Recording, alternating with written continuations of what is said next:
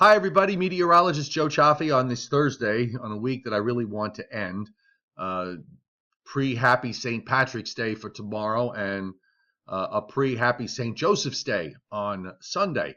And we've got a little weather event to watch, and I'm going to get into it in just a second. But I just want to show you this morning, we still have some gusty winds at 20 to 30 miles an hour, but it's not as high as yesterday from the northwest.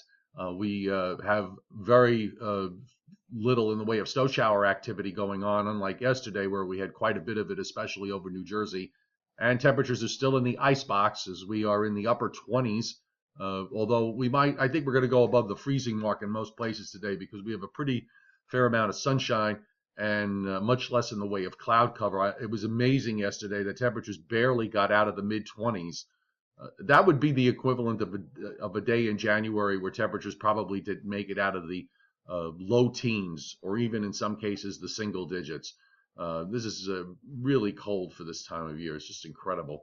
And that big storm has pulled up to the northeast now, and we're still seeing some snow showers going on in parts of upstate New York and in western Pennsylvania. You can see it here in the bluish areas. Those are radar echoes, and I've got the observations laid on top of it. I know they're sort of on top of each other. As you get wider, because I try to put a lot of information on for the tighter views. And when this is all said and done, this has got to be one of the coldest stretches we've seen in quite a while for certainly this time of year. And I'm so glad that all those people that, at least on my Facebook page, when I indicated back a few weeks ago that I saw a 2-week window opening up, a possibility of a flip back and wintertime weather and the chance for 2 snow threats. I can't tell you how many people came at me for that as being ridiculous based on the season we've had. Just totally none of the arguments ever supported with any kind of meteorology, of course. And now all those people have naturally gone dead silent. So let's take a look. I'm going to go start in the east first because we have this weather system that's coming in for Saturday and Saturday night. It's another one of these divers that's coming down from the Great Lakes and from central Canada. And initially, when you look at it, it almost looks like a warm front. You have this high that's sort of going out east of New Brunswick, and then you have this moisture approaching. But all of a sudden, a high builds back into southeastern Canada here, and the warm front is setting up right like this, okay? And because of the fact that that high is there, that's going to force this low to basically dive southeastward. All the pressures are going to go to the path of least resistance, and that is going to be somewhere off the Virginia coast. Now, as we move it along on the NAM surface, before we show you what goes on aloft, so by Saturday morning, there's some light snow that breaks out ahead of it, and also some light rain, because as cold as it is, it's also fighting the time of year, and the atmosphere is going to try it to warm, especially at the bottom levels. So it kind of puts the thermal profiles here of the atmosphere, making them very tenuous in terms of the forecast. Now, most of what falls during the day is light, but what the model does is you can see how that surface low, you see how it drops southeastward and then suddenly reforms in eastern Virginia. And you've got cold air that's going to try to press down from the north. So then the low develops, and naturally, at least on this particular NAM model, it produces an area of what could be accumulating snow for Saturday night. So this is something we're going to have to watch, see how it plays. And actually that low winds up kind of stalling and looping and produces, at least on the NAM anyway, some significant snows all along southeastern New England in and around Cape Cod, and for parts of maybe Rhode Island, and who knows, maybe even for eastern Long Island. This is the kind of system that can really wind up surprising somebody, and we're going to have to be extra cautious this time, because this may wind up surprising the very same area that wound up getting somewhat, let's call it, burned by the coast tugging track of the last system, where a lot of the immediate coastal areas changed over to rain in a hurry, and areas not exactly immediate from the coast, but even just a few miles inland, still wound up getting some snow and ice, but certainly didn't get the 1 foot plus amounts that occurred from just north of New York City. And I mean, literally in the northern areas of New York City, they got almost a foot to a foot and a half, 2 feet across New Jersey, southeastern New York, and through much of Connecticut north of Route 15. Now, again, I want to be a little cautious here for the coastal areas with something like this, the immediate coastal areas, and I'll show you why. We'll go to the upper air with regards to the NAM. And I'm using the NAM model, by the way, because it worked so well in the last event. Now, as things usually work out in the weather world, everybody's going to be looking at the NAM with a fine-tooth comb because it worked so well the last time, for the most part. And what's probably going to happen is that now that everybody's figured out that the NAM is going to work, the NAM will stop working and we'll have to, it'll wind up doing something else.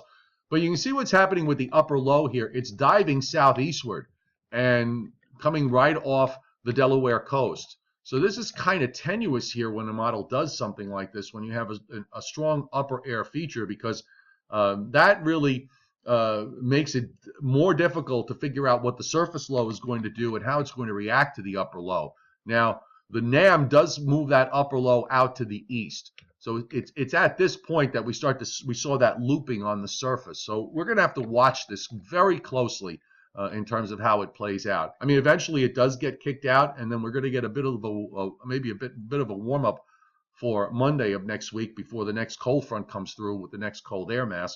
But this is one that certainly screams caution to me. Okay, so I want to look at we're going to look at the 4 kilometer NAM at the surface to see what it does. Now it's not going to go out far enough, but it does have the same idea here with this dropping low. It actually drops the low probably a little bit further southwest than the standard NAM model. Still winding up with a surface low in eastern Virginia. And then you see this is for Saturday evening at 8 o'clock. At this point, it's after this point that we're going to have to start to see how much precip develops, how intense it is, and how much cold air is around. It's going to be very dicey to figure from a forecast standpoint. I want to make that clear here. This is not going to be easy to figure out. It could be something that creates a surprise for somebody, and I just want to be cautious of that. And I know maybe you could say, well, you could say that about any system. And yeah, to some degree that's true. But in this particular instance, it's not as simple as just seeing, what the model spits out. Sometimes when you get straight overrunning, it's a lot easier because then you're just kind of looking at the precip and you just take a look at that and see how much you think is going to fall. And then you can sort of adjust up or down either way. Here we're dealing with the potential for a little bit of development. And that is always something that you almost don't know until it's happening overhead, particularly when the atmosphere is at such a borderline state. If we look at the upper air temperatures here, so I like to use the 850 millibar level, or roughly about 5,000 feet, and we'll look at the profile of that. It's cold enough, certainly. The zero isotherm here, the line of equal temperature, the zero is in southern New Jersey, and over areas in and around New York City, it's -2, -4 Celsius, and that's cold. That's certainly cold enough for snow. Now you see how that zero gets really close here Saturday evening and then drops after that. So it's at this point Saturday night when the precip is falling that the upper air gets very cold. It gets to less than -5 Celsius. And that's going to be certainly cold enough for snow. So we're just going to we're going to have to see what the bottom level of the atmosphere tells us with all of this. And by the way, look who's back. Little Kovu. I guess you heard me talking about the 850 and you wanted to join in. So we're gonna just have to look at what the thermal profiles are, and how much precip it generates is also important. Now, before we had these snowfall maps, what we used to use really is just the total precip. It's just easier to basically total the precip, see how much the model was generating, and go from there. And let me just get real tight here. And I mean, look at this. This is the blue is a half to 3/4 of an inch, and you start to get into these lighter shades of blue. This is half to 3/4, 3/4 of an inch to an inch into an inch and a quarter over Nassau County, and it's got an inch and a quarter to an inch and a half of liquid. Now, you know what? If you cut those amounts in half, and then look at if you have an atmosphere cold enough, again, this could wind up being a surprise for the very areas that did not get much the last time. So I think we're going to have another forecast headache to deal with over the next 2 days. Let's widen out to see what's going on throughout the rest of the nation. And I'll pick out the U.S. region for you. Here we go.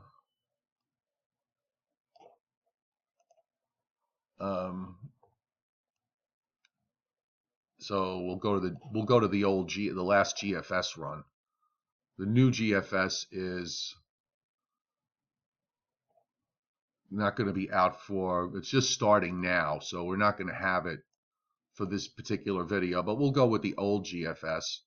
And I saw a number of you saying how the Pacific Northwest has been getting pounded, and here comes another surge of moisture in the Northwest for Friday night into Saturday morning, and then it just dries out as it goes into the Rockies. So now here's our system, how the GFS handled it, which basically does turn it over to snow Saturday night into Sunday morning before the low pulls out, and then that moves away.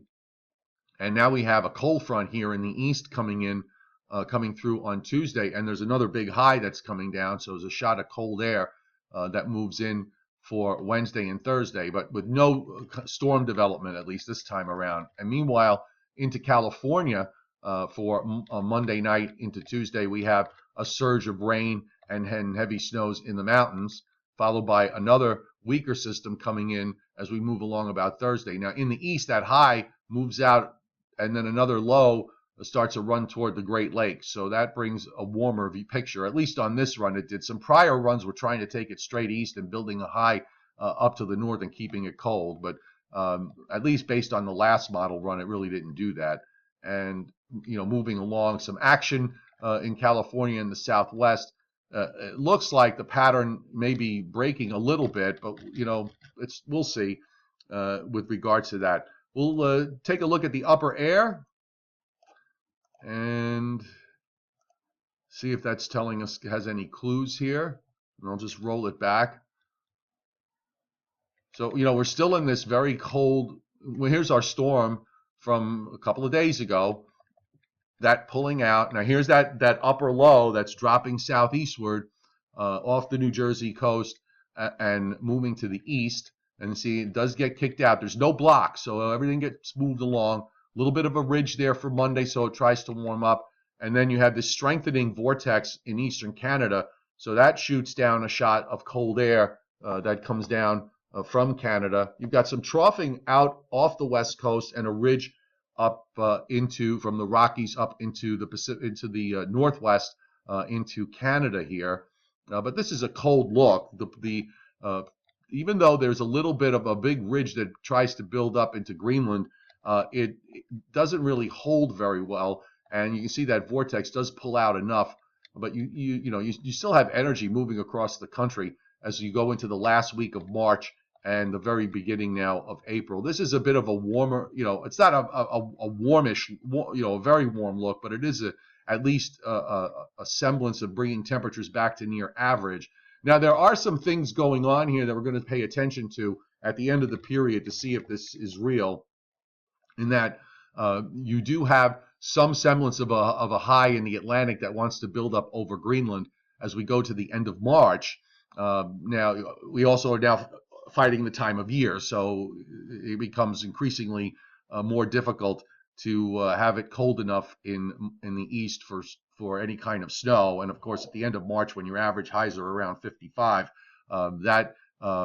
you'd have to have you'd have to have an exceptional setup in order for snow to occur. Not unheard of, but it does. It would have to be something along the lines of being perfect in the upper atmosphere.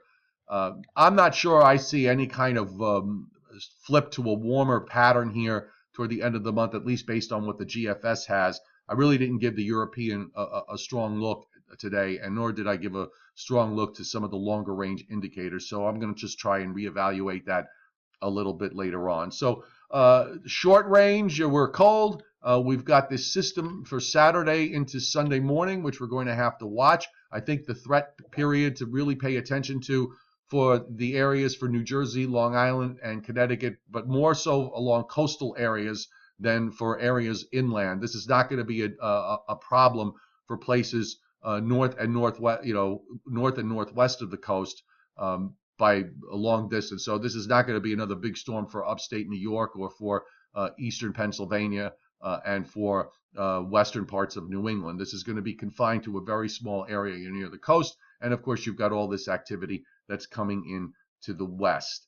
So we'll call it a day. Latest website posts, including latest snowfall forecast maps, are on my website, meteorologistjoechaffe.com. You can also check Angry Ben because he has his spin on what he thinks may happen this weekend on nycweathernow.com.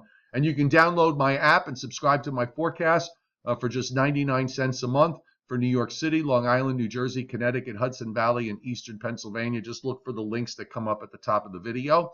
And thank you very much for those of you who put me over the 3,000 subscriber mark. Welcome to my new subscribers and also to my old subscribers. And if you have not subscribed to my YouTube channel, please do. It's absolutely free. Hit the subscribe button on the channel page, and you'll get notifications every time that Kovu and I do a weather video. So everybody have a great rest of your Thursday. Stay warm if you're in the Northeast, and enjoy your Friday, St. Patrick's Day. And don't forget for Sunday to head out to the bakery and get all the good stuff for St. Joseph's Day.